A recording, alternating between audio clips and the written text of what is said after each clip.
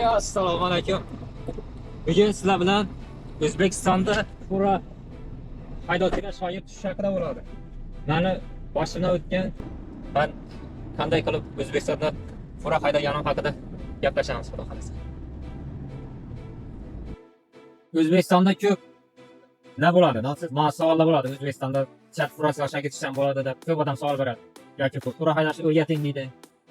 Ko'p shunday bo'lgan. Misol uchun men o'zimda bo'lgan 2017-yil pravo o'qib vaqtlarim B kategoriyaga. Shu vaqtda shunday vaziyat bo'lgan. Uyda furamiz bor, lekin bizga lekin fura haydashni ruxsat bermaganlar shu vaqtda. Pravom yo'q bo'lgan, xo'jayinlari ruxsat bermagan sababli manga haydashni ko'rsatdi, bermaganlar. Keyin men aytganman, shu ko'rgan mashina yoniga borib, men sizlarga tushakman, men mashina haydashni o'rgating degan.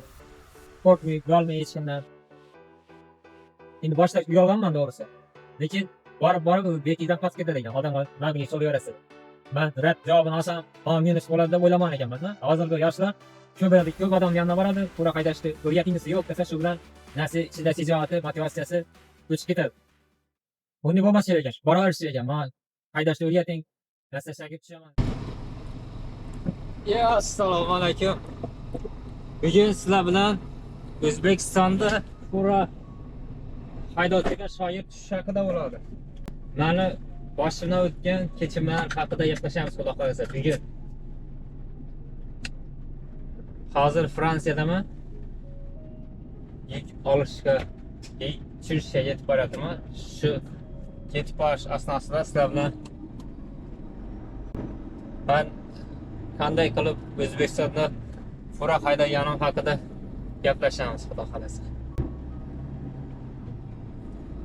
Ben O'zbekistonda 2017-yil Samosol haydovchisiga shoir tushganman. 2017-yil o vaqtda 20 yoshda bo'lganman. 20 yoshimda birinchi Samosol mashina haydashni boshlaganmiz, shoir tushib. O'zbekistonda ko'p ne bo'ladi? Mana savollar bo'ladi. O'zbekistonda chat purasi yoshga ketishdan bo'ladi deb ko'p odam savol beradi. Yoki pura haydashni o'rgating deydi. Ko'p shunday bo'lgan. Misol uchun men o'zimda bo'lgan 2017-yil pravo o'qib vaqtlarim B kategoriyaga.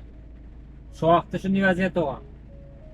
Uyda furamiz bor, lekin bizga lekin pura haydashni ruxsat bermaganlar shu vaqtda.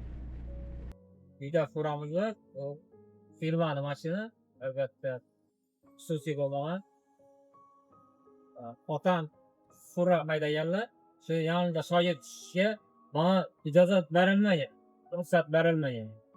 Sabab mashinaning egasi ruxsat bermagan haydashga 2017-yilda. Bu vaqtda pravom bo'lmagan. E kategoriyaga. Pura E kategoriya olmaganman. Sababli bo'lishi mumkin. Keyin meni yosh ko'rishdi. Shu vaqt 20 yoshlar bola katta pullarni sanab topshirish. Ko'p odamni qo'lidan gelmedi. Keyin 2017-yil ko'p odamlar yanında borganim yo'qman. 2 odamni yanına borganda ishim bitib ketgan. Shu uchunmi menga yengillik bo'lgan shu. G'azovat kanali bo'lgan. G'azovat kanalini yonboshini tekstildan bo'ldi. Shu tekstilgan yerlarini men shu yerda Samosol haydab o'rganganman. B kategoriyada. Ya'ni 2,5 tonnalar yuk avtomashinalarni haydashga ega bo'ldim. Bu vaqtda keyin Samosol haydashga borganman majbur. Uyda pura haydamaga istayaptim bo'lgan, lekin pravom yo'q bo'lgan. Xo'jayinlari ruxsat bermagan sababli menga haydashni ko'rsatdi, bermagan. Keyin men aytganman, shu ko'rgan mashina yoniga borib, men sizlarga tushakman, men mashina haydashni o'rgating degan. Qo'rqmay, bo'lmay hech kimdan. Endi boshda uyalganman to'g'risi. Lekin borib bekidan past ketadi ekan. Odamlar menga so'raveradi. Men rad javobini olsam, minus bo'ladi deb o'ylagan ekanman. Hozirgi yoshlar Ko'p odam yanına boradi, fura haydashni o'rgatingiz yo'q desa, shu bilan nasi ichida shijoati, motivatsiyasi o'chib ketadi. Bunday bo'lmas kerak ekan. Boraverish kerak ekan. Man haydashni o'rgating, dastlashga tushaman deb. Menda nishib bo'lgan. Menda shunday vaziyat bo'lgan. Uyda furamiz bor, lekin menga fura haydashga ruxsat bermaganlar. Sababi menda haydovchilik guvohnomam yo'q bo'lgan va otam haydovchi bo'lgan. Otamni xo'jayini menga ruxsat bermagan. Shu farzandi bilan yurishga, men bilan yurishga. Keyin majbur men samosol haydashni o'rganishga borganman. Shu bizga yaqin atrofda G'azot kanali bo'lgan. G'azot kanalini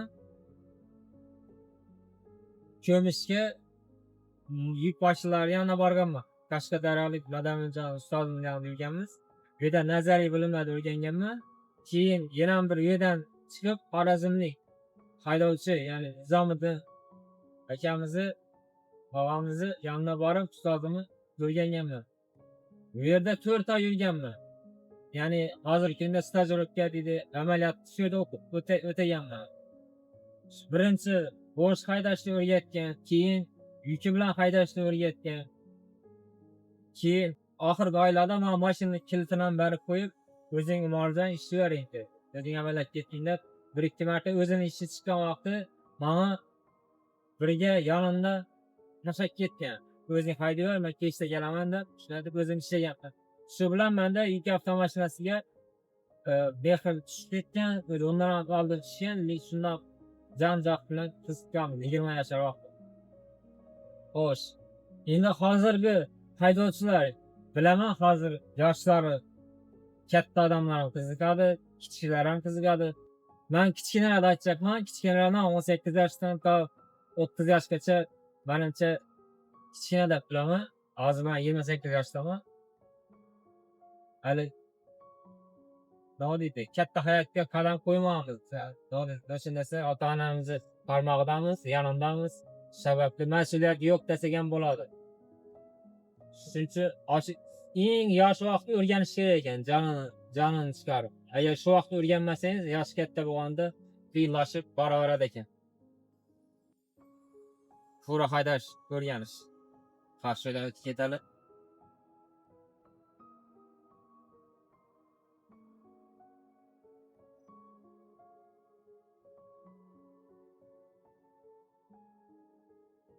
İber taradi, shuning uchun e'tiborli bo'lib turmasam bo'lmaydi.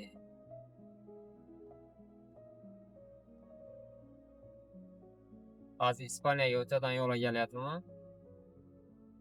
Xo'sh, davom edecekman. Yoshsiz kichkina vaqtda jon-joqni o'rganish kerak ekan.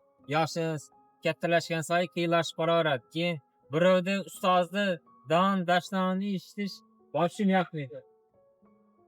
Qiyinlashib boraveradi. Men o'zimda bo'lganda oxirgi vaqtlarda kasb men uchun emasmikan yo degan fikrlar ham o'tgan. O'zim yosh vaqt. Endi yosh katta bo'lsang, u problem muammolar urgan kattalashib boraveradi. Shuning uchun yosh kichkina vaqtda o'rganib, haydovchilikka kirib kelsangiz bo'ladi. Ikkidan ustozim bo'lgan, shu tadbirga borib, men o'rgating deb boraverganman. 1-2-3 odam yanında ishingiz bitmasligi mumkin. Balkim 6-7 odam yanına borganingizda sizni ustoz qabul qilishi mumkin. Men sizga o'rgataman deb. Shuning uchun birov yanına borgan vaqtda yaxshi muomala bilan, yaxshi adabda ustozni etagidan tutib o'rganish kerak bo'ladi. Qaysi kasb egasi bo'lishingizda qat'iy nazar. Men hozir furachilik, ya'ni haydovchilik hozir kunda aktual bo'lib turgan kasblardan birisini aytibman. Sababi hozir ben qiziqqan vaqtlari hali fura sohasi endi ochilib boryapti.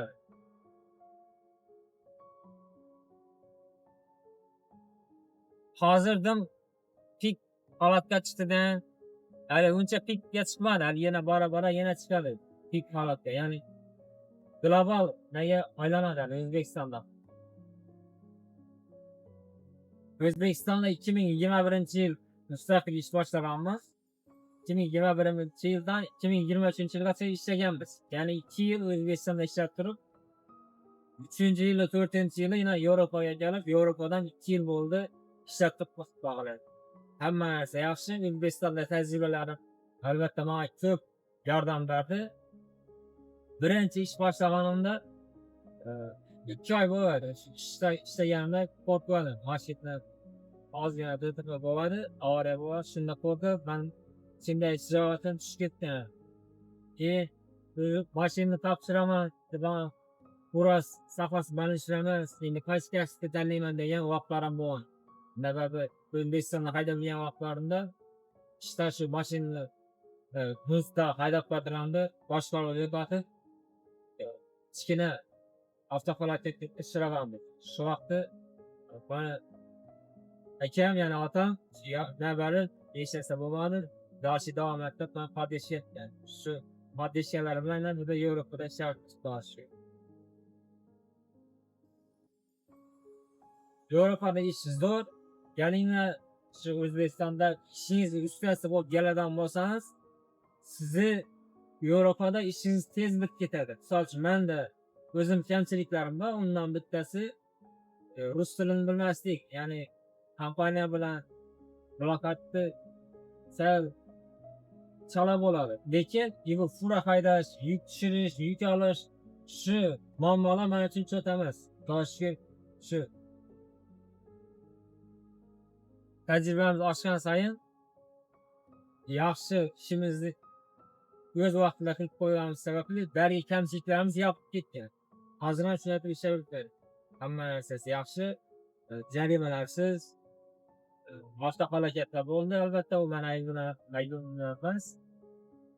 Muammolarni yechib boryapmiz. Keyin hamkasblar bilan maslahatlashib kerak, so'rayverish kerak.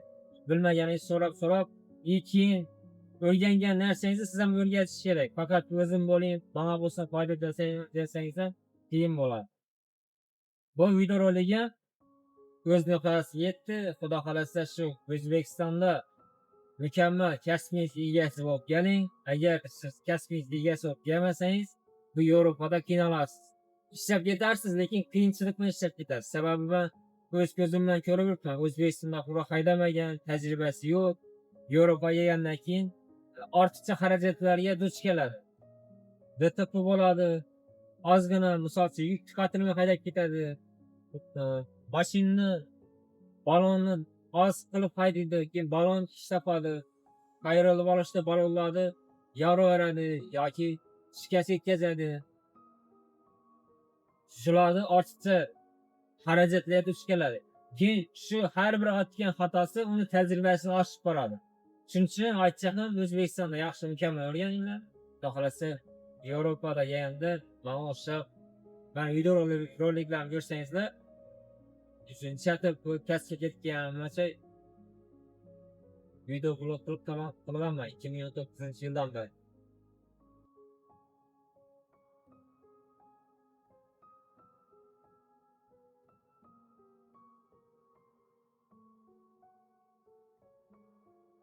Videorolikimiz ham o'z nihoyasiga yetdi. Agar shunday videoroliklar sizlarga yoqadigan bo'lsa, izohlarda fikringizni yozib qoldiring. Xudo xolasa yaxshi mavzularda yana videorolik olamiz. Sizlar bilan murojaat qilaman. Rahmat.